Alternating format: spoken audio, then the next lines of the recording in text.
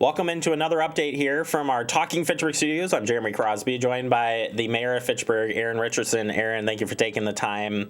We just got out of our department head meeting here, so nice enough for you to sneak over. We're going to try to do that when you can, when you're healthy, first off, and when you're not too busy. I know there's a lot of moving parts still going on here. But Aaron, let's just get things kicked off with just a quick synopsis in the last couple of days from your standpoint. What's been going on here as far as you know, for a city's standpoint? Well, I think the nice thing is that it seems like things are settling down a little bit. For a while, it seemed like every hour something was different and something was new. But I think everyone's kind of settling into this new reality right now. City Hall has been a lot quieter. People are working from home and getting a lot done, still providing all the services we can to the public. But it seems like things are kind of settling into essentially a new normal. Yeah, whatever that normal may be, right? We'll get there. And then transitioning on, the big issue, or at least in the last couple of days, has been the voting. We had a big deadline yesterday. We communicated out, but moving forward here, what can you give us for an update on that front? A few things with that. One is I think there's a lot of misinformation about being able to vote absentee. You can still request a ballot. The deadline was really if you weren't registered to vote, but you can still request a ballot, and we've had thousands of people ask for that, and so we're sending those out as fast as we can. They need to be back to City Hall by the election day.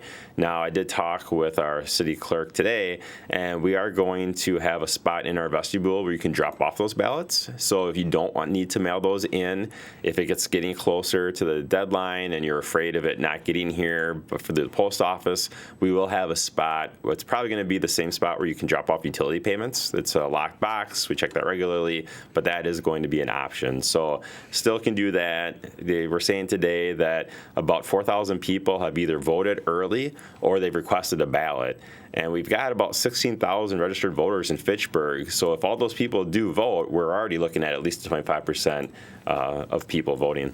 Yeah, and that's an update we received that as far as trying to keep all the locations open and stuff, are we going to have enough poll workers here to help us out?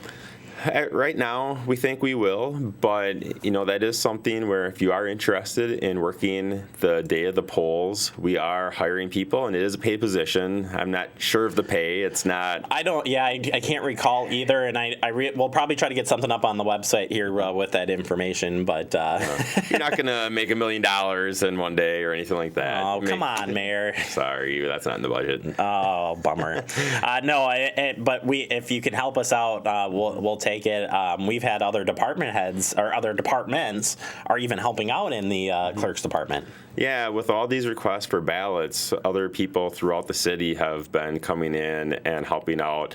And maybe some of the stuff that they typically do, there just isn't a lot to do right now in their area. So that's something that we've offered, and a lot of people have helped out. And I think that's, to me, more than anything else throughout this whole crisis, is really seeing the staff here just go above and beyond, helping each other out, doing everything they can. And it's something that I see every day. I don't know that our residents really see that and feel that, but I can guarantee you that it's heartwarming to see, it's fantastic to see, and it makes me really proud to be the leader of the city. Yeah, I can say from sitting in the meeting that it isn't a mass chaos. Everybody is very calm, very collected, and really the motions that I got in there was, how can I help?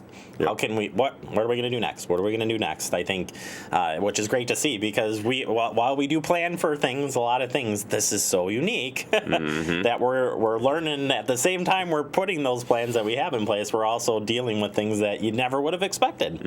And I bet you would have never expected as being mayor, right? No, I didn't think I'd have to deal with something like this. Yeah. Switching gears here, looking at city meetings, Aaron.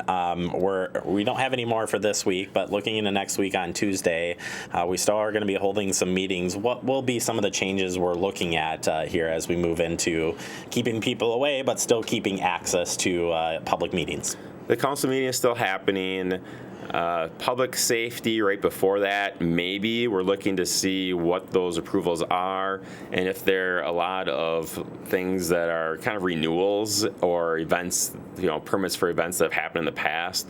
I think that we're just going to have myself and staff approve those, and unfortunately, a lot of those events are probably getting delayed now anyway. Mm-hmm. But, we're going to maybe have that. We're going to maybe have finance as well. And then the council is really the big thing. And that's, the main thing going forward. Maybe Public Works, maybe Planning Commission, but council is the main thing.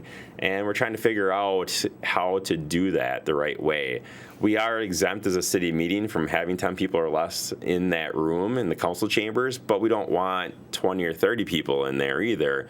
We do have overflow rooms here at City Hall. So, if we do have 10, 20 people here for the meeting, we might ask some people to go in the overflow room, and if they're here to speak on something specific, we'll just come and get them when their item comes up, and we have the meeting live streamed into that room as well, so they can follow what's going on, and online people can do that as well.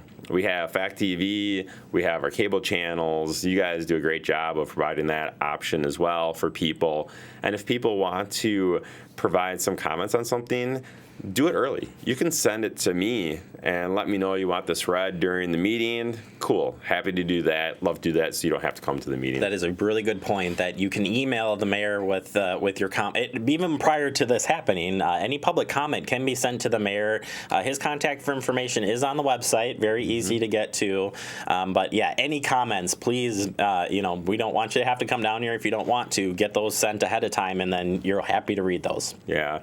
I think for council meetings as well, we're trying to figure out technology right now so that the public, but also council members, could possibly attend through the internet, through the phone lines, trying to figure that out right now. It's not something that we want to do, but it's something we might have to do, especially for some people that either they get sick or someone in their family is, compromised health-wise. I think one of our council members is a little bit compromised too and has a weaker immune system. So we want to have that. It's something that we're trying to figure it out. That's our plan, but we just need to make sure the software works and we can record everything. Absolutely, and we're lucky that the cities have invested in what we're doing here at Fact TV, as far as we had already had all these live streaming things set up and have been pretty proactive in that front as far as getting information out. But yes, we are working on that remote access, but yet still watching the meetings here on Fact TV, and that is our goal. Is we want to not change up what we're doing. We're trying to take what we had plus mix this in. So we'll keep you up to date as updates come in on that. Real quick, Mayor, too, if you could just address on the city's website, and we'll show people this at the same time, but we're doing our best to get the outreach out there. There's many different ways of doing it, but we have this page set up now, services during the COVID-19. Mm-hmm. Yeah, you see the page right there on our website. That's something that we're going to continue to update. That's something that as staff put together. It's kind of a one-stop shop for hopefully everything. We're trying to get everything on there, but that's a great spot for updates as well as Fact TV and social media. Our Facebook page is constantly being updated as well, but we're trying to put everything on there, so if you have questions, you can go there too. Yeah, this has the latest closures, at least from the city standpoint, which we haven't really had. Now that the closures are in place, we're just kind of at that, but certainly the departments are still taking calls, still checking their emails, so you still, it's not business as usual, but we're from each department, we're trying to do our best to stay and keep that communication line open with residents, and if you have any questions, Mayor, you're the first one that would be happy to answer them. Absolutely. In any way. Any other updates from your standpoint here today? I think the only other thing is, people might be wondering about things like our parks, and we're going to continue to have our parks open.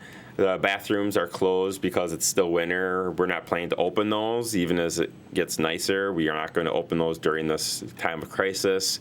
The playground equipment itself, it's not getting cleaned, so you might not want to go on that, but the fields are wide open. Get out there, run around, get out of the house.